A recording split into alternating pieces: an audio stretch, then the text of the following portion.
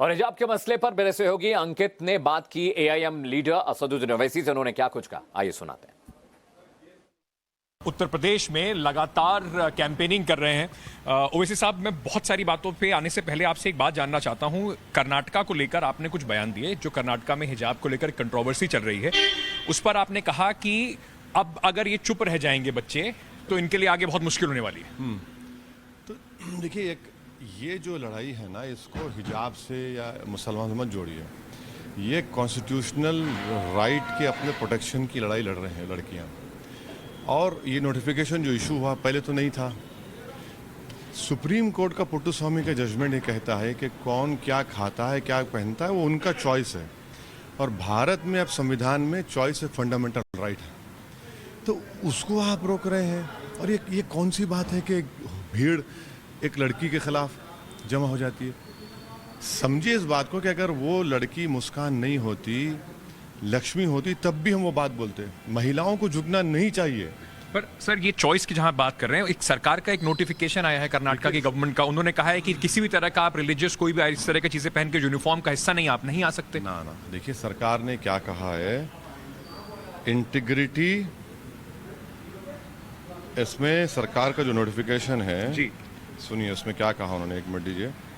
उन्होंने कहा कि which equality, integrity and doesn't hinder with public order. Equality, integrity कहाँ से आता है इसमें? आप ये कहना चाह रहे हैं कि अगर कोई लड़का लड़की स्कूल को जाता है तो संविधान सस्पेंड हुआ है क्या? संविधान सस्पेंड तो नहीं होता ना। संविधान, मैं स्कूल में जाऊँ, कहाँ भी संविधान रहेगा मेरे साथ। वो हर भारत के शहरी के लिए संविधान है। संविधान सस्पेंड कैसा होगा? सुप्रीम कोर्ट के कई जजमेंट्स हैं और केरला हाई कोर्ट का एक जजमेंट है जिसमें कहा कि हिजाब और निकाब इज प्रोटेक्टेड अंडर आर्टिकल 25(1). तो इसमें आप क्या कर रहे हैं? आप Beti Bachao, Beti Padhao. National statistic office का एक है कि 21% 3 से 25 साल की मुस्लिम महिला कभी स्कूल को गई नहीं। अब एक लड़की स्कूटर पे जा रही है, कॉलेज को जा रहे हैं, आपको तकलीफ क्या हो रही है उससे? सर, तो क्या पूरा आर्गुमेंट और पूरा जो लड़ाई है इस बात की नहीं होनी चाहिए कि मुस्लिम महिलाएं स्कूल जा सकें, रादर देन वो हिजाब में जाना हो या ना जाना हो उसके ऊपर? क्यों ना पहने हिजाब? उसमें आपको क्या आपत्ति है? मुझे कोई आपत्ति नहीं, मैं आपसे नहीं, मुझसे कह रहा हूँ भाई, अगर वो उन्होंने अब शुरू किया, नहीं पहले से पहन रही हैं, पढ़ रही हैं। आपको मालूम सर कि यमन की एक लड़की को नोबेल प्राइज दिया गया, नोबेल पीस प्राइज दिया गया। हिजाब पहनी हुई लड़की थी, महिला थी। आपको मालूम कि फीफा ने फुटबॉल वर्ल्ड कप में आप हिजाब पहन के फुटबॉल वर्ल्ड कप महिला खेल सकती हैं। आपको मालूम सर कि इंटरनेशनल बास्केटबॉल फेडरेशन ने कहा कि इंटरनेशनल कंपटीशन में आप हिजाब पहन के आप बास्केटबॉल भी कंपटीशन हिस्सा ले सकती है। सर, ये तो कई जगह पर ऐसा भी, फ्रांस जैसी जगहों में कई जगह पर ये भी कहा गया कि आप नहीं पहन सकते। वहां पे इसको लेकर, बुर्का को लेकर, हिजाब को लेकर कंट्रोवर्सी भी बहुत ज्यादा है। फ्रांस के संविधान की नहीं बात कर रहा हूँ मैं, भारत के संविधान, एग्जाम्पल मैं भारत के संविधान की बात कर रहा हूँ। मैं भारत के सुप्रीम कोर्ट के जजमेंट्स की बात कर रहा हूँ।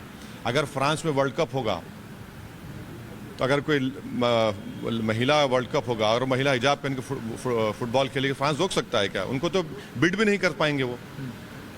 जहां के हम देख रहे हैं सऊदी अरेबिया, ईरान में बहुत सारे लोग मूवमेंट चला रहे हैं, लड़कियां मूवमेंट चला रही हैं कि वो हिजाब ना पहने। तो आपको लगता है कि कहीं ना कहीं ईरान में काफी इतने सारे वीडियोस बाहर आते हैं महिलाओं के? आप ईरान की, सऊदी अरब की, मैं क्या उनका वहाँ का, मैं सिटीजन तो भारत का हूँ ना। मुझे क्या करना है ईरान सऊदी अरेबिया से? उनको बुलाइए, पूछ लीजिए, एम्बेसडर को बुलाइए। हम भारत की बात कर रहे हैं।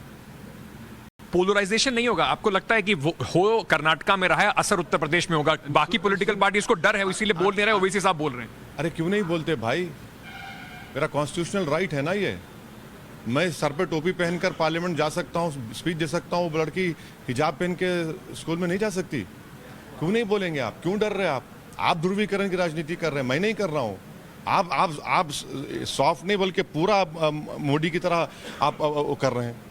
क्या बात है? तो आपको नहीं लगता कि उसका उत्तर प्रदेश के चुनाव पर असर होगा, पोलराइजेशन बढ़ेगा? सुनिए, 2014 में क्या हुआ था, 2017 में, 2019 में क्या हुआ था?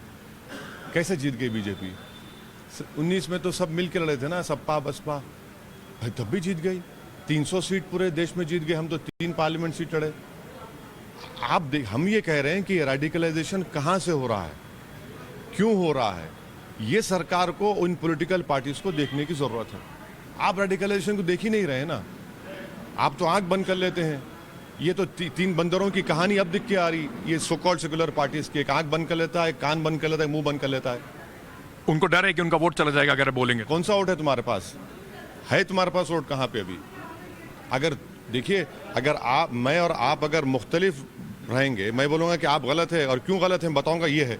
अगर मैं आपकी तरह हो जाऊँगा तो फिर ओरिजिनल अच्छा रहेगा ना, क्लोन से बेहतर तो ओरिजिनल रहेगा। वैसे साहब मैं थोड़ा सा यहाँ पे घूम रहा था, बहुत जगह मुरादाबाद में भी गया, तो वहाँ पर लोग कह रहे हैं कि देखिए बस 2 मिनट और लूंगा, 2 मिनट और लूंगा, बस बिल्कुल 2 मिनट और लूंगा। लोग ये बात बोल रहे हैं कि ओवैसी साहब को अगली बार ट्राई कर लेंगे, इस बार अगर उनके चक्कर में वोट डिवाइड हो गया तो हमारे लिए मुश्किल हो जाएगी। अरे लोग बहुत बोलते हैं, लोगों को इख्तियार है बोलने का। आप देखिए ना, मुस्लिम मतदाता बोल रहे हैं कि ओवैसी साहब के चक्कर में वोट डिवाइड हो जाएगा। अब जो जितने सर्वे आ रहे हैं तो फिर क्या बता रहे हो? सर्वे आपने भी तो किया, टाइम्स नाउ का सर्वे क्या बता रहा है? फिर वो छोड़ दें हम, अब सर्वे का बोलिए, क्या बोलेंगे आप? हम तो बोल रहे हैं नहीं, आपका सर्वे क्या कह रहा है? आपका बीजेपी को अभी तो मेजॉरिटी दिखा रहे हैं पर क्लोज में। अरे आप तो उसको क्या करेंगे? हाँ। उसको क्या करेंगे? ठीक है, मगर एक बात तो साबित हो गई ना, दिल में तो जगह पा गए हम। चलिए, अगर आपकी बात सच भी हो, जो हम नहीं मानते, मगर दिल में तो एक जगह पा गए, वो काफी है और आगे बढ़ेंगे। आपके ऊपर जो हमला हुआ उसका कुछ असर देखते हैं आप? जनता में सिंपैथी। देखिए मैं मेरे हमले के नाम पर किसी से नहीं कह रहा हूँ कि मुझ पर रहम खाओ आप, मैं नहीं कह रहा हूँ। मैं ये कह रहा हूँ कि ये रेडिकलाइजेशन करने वाले कौन है, ये कौन लोग हैं जिनको बैलेट पर नहीं गोली पर भरोसा है, संविधान पर नहीं, उनको अपनी नफरत की आइडियोलॉजी पर एतमाद है। तो ये तो सरकार को और पॉलिटिकल पार्टीज को देखना चाहिए। कितनी सीट आ रही है ओवैसी साहब की? अरे मैं कोई सेफोलॉजी जोशी तो नहीं हूँ, मेहनत करना मेरे हाथ में, मेहनत करेंगे। बहुत बहुत शुक्रिया हमसे बात करने के लिए। असदुद्दीन ओवैसी साहब इस वक्त हमारे से बात कर रहे थे, हिजाब की कंट्रोवर्सी पर भी बोले और उत्तर प्रदेश में क्या उसका पोलराइजेशन होगा इस पर भी उन्होंने बात करी। कैमरा पर्सन मोहन के साथ अंकित त्यागी, टाइम्स नाउ, नवभारत, मुरादाबाद।